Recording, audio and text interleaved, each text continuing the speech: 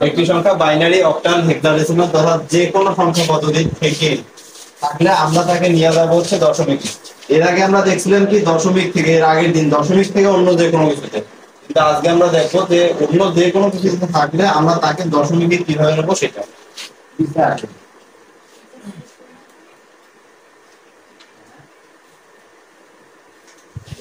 এখানে কি বলা হলো যে কোনো একটা সংখ্যা যদি অন্য যে কোনো সংখ্যা পদ্ধতিতে থাকে তাহলে সেটাকে আমরা দশমিকে নিয়ে যাবো। অর্থাৎ আমাদের ধরো হচ্ছে সংখ্যাটা কি থাকতে পারে, বাইনারি, অক্টাল, হেক্সাডেসিমাল থাকতে পারে, আর কি থাকতে পারে, এক্স দেওয়া, যে কোনো সংখ্যা পদ্ধতিতে যদি থাকে আমরা তাকে নিয়ে যাবো হচ্ছে দশমিকে।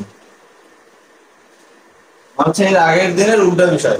ঠিক আছে, তাহলে আমরা আজকে যে নিয়মটা দেখবো এই নিয়মটা তখনই থাকবে যখন আমাদের সংখ্যা যেটা রূপান্তর করতে বলবে সেটা থাকবে আদার্স কোনো নিয়মে, অন্য যে কোনো পদ্ধতিতে, আর সেটাকে নিতে বলবে